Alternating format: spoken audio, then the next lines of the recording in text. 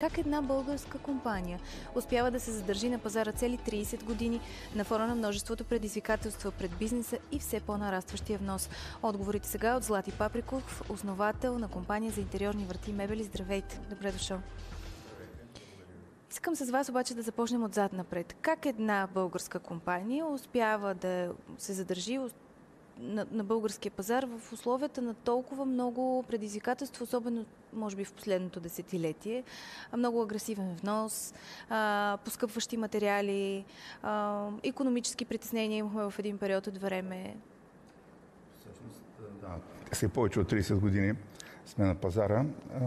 Винаги най-важното според мен е било да сме на гребена на вълната относно тенденции, технологии,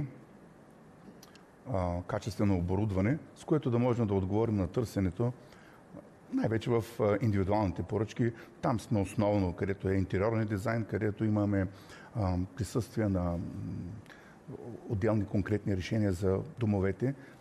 И това мисля, че е същината на нашата фирма през годините на своето развитие, да отговаряме на индивидуалните поръчки, на индивидуалното търсене.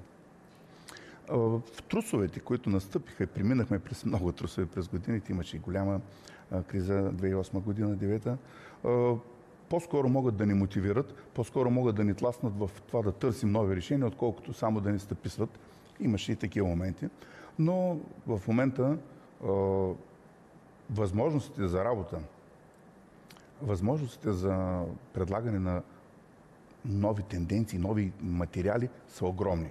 В момента пазара за производство, по-скоро производство на мебели и врати е изключително облагодетелствано от присъствието на модерни технологии и качествени материали.